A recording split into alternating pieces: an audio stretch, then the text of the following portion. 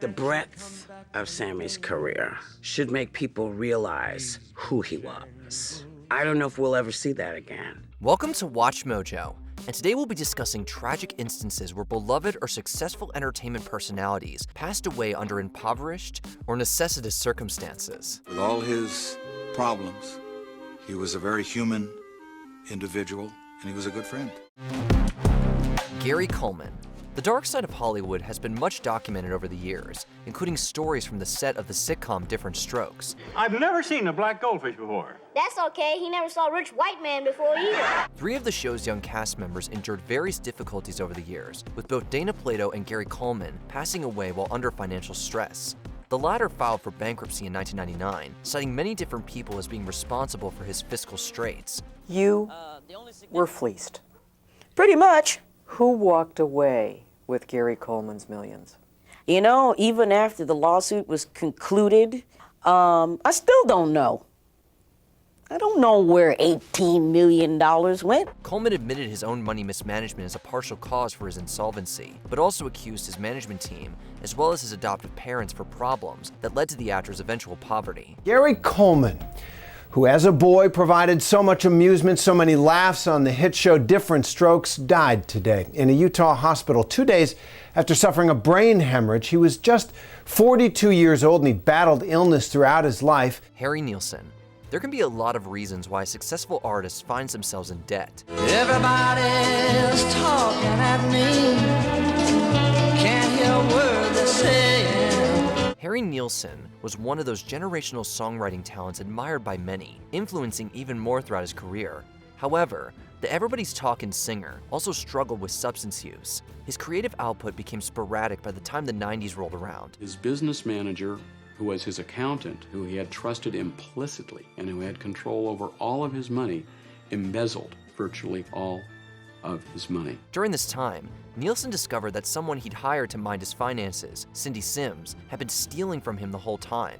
It's been alleged that Harry Nielsen and his wife only had approximately $300 in the bank at the time of his discovery. It was an incredible blow to him, and I don't think he ever recovered.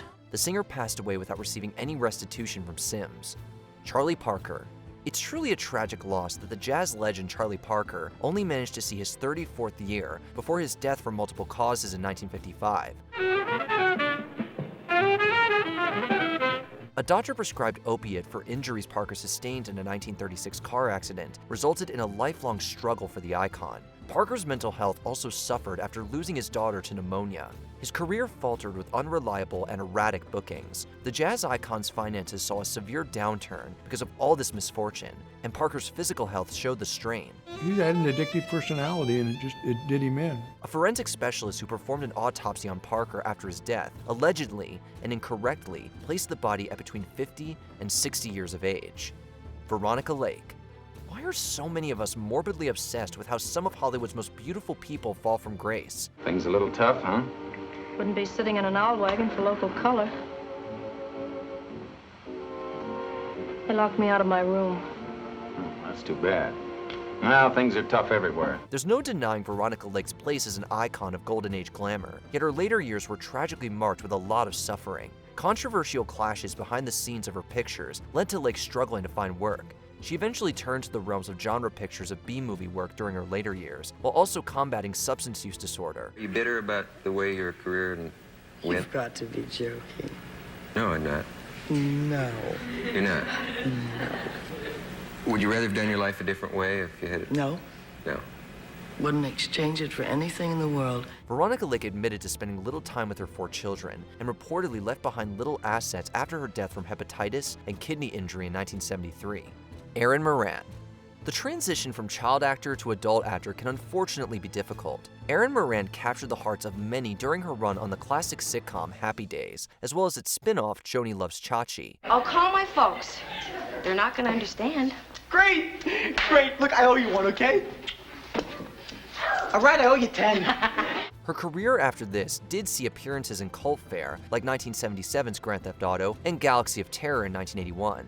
However, Moran struggled to find roles through the subsequent decades and was forced to move in with her mother-in-law. Those are the facts, Balon. I don't guess. Erin Moran passed away in 2017 as a result of complications from throat cancer, closing the book upon a beloved Hollywood personality that tragically fell across some hard times. She may have had a charmed early life, but her later years were plagued by hardship. Bobby Driscoll.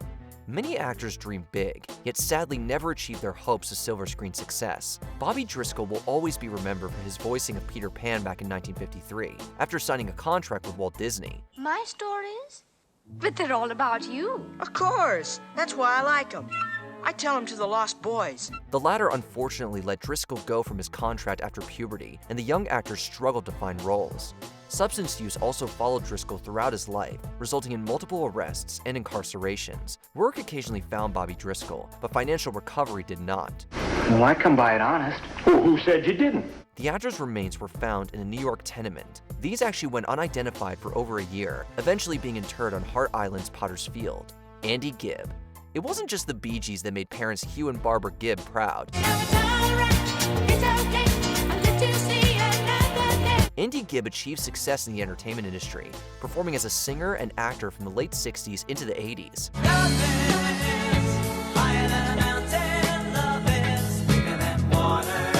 Unfortunately, Gibb also struggled with substance use and battled depression after a breakup with actress Victoria Principal. This icon of the disco era declared bankruptcy in 1987 and tragically died at only 30 years of age, with a yearly reported income of only $8,000. I sort of went downhill. And my followings, my records, just everything. Nobody wanted to touch me. Bela Lugosi. This case for one of horror cinema's most celebrated icons is a bit different than most. I am Dracula. Bela Lugosi wasn't really in want of work. He continued to act in productions right up until his death in 1956, but the Dracula star was unfortunately never one to put any of his paychecks in the bank. Lugosi's substance use was well documented. He enjoyed a lavish Hollywood lifestyle, often living beyond his means. He savored the best wines, smoked the finest cigars, and dined at expensive restaurants. But a scant year after his triumph in Dracula, Bela was forced to file for bankruptcy. His final will and testament left only minor real estate property, along with $1,000 in cash. It was ultimately Bela Lugosi's cinematic legacy that would retain much more value, from his capes and props to the personality rights to his idiosyncratic portrayal of Count Dracula. Anything I can do, gladly. Cory Hay.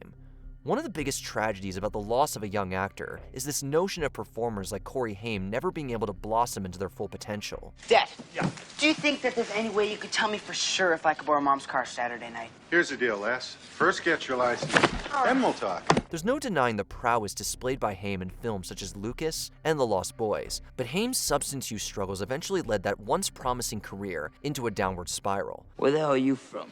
Krypton? Phoenix, actually. But lucky me, we moved here. The actor admirably attempted rehabilitation at multiple points in his life, but Haim's lack of medical insurance resulted in a severe amount of debt. This, combined with a back tax bill allegedly approaching $200,000 at the time of his passing, cast a large shadow over Cory Hay's death in 2010. But the autopsy ultimately found that the 38-year-old died from pulmonary congestion. A tragic end for the young man who once said, quote, "I want people to think I am just really, really good." Before we continue, be sure to subscribe to our channel and ring the bell to get notified about our latest videos. You have the option to be notified for occasional videos or all of them. If you're on your phone, make sure you go into your settings and switch on notifications. Sammy Davis Jr. The dissolution of Sammy Davis Jr.'s marriage to actress Mae Britt resulted in a wandering period for the Rat Pack personality. I am looking forward to going back to the legitimate theater. I'm not putting down nightclubs or the theaters and around and so forth. I'm just ready for it. I'm psychologically ready. I'm mentally ready. Lifestyle experiments with Satanism became the norm for Sammy Davis Jr., alongside an extensive appetite for substances and sex. It was throat cancer that ultimately claimed the entertainment legend's life in 1990, with Davis's estate at the time retaining an estimated worth of around $4 million.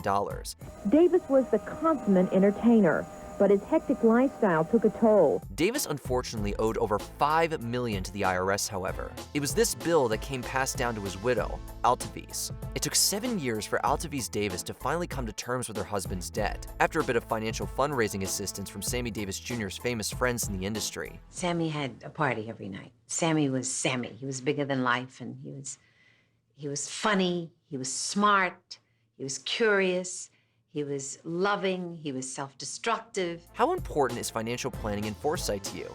Let us know, if you feel comfortable to do so, in the comments. Everybody wanted a piece of me, everybody wanted a piece of the show, everybody wanted to be a producer, everybody wanted to be a consultant, everybody wanted a piece.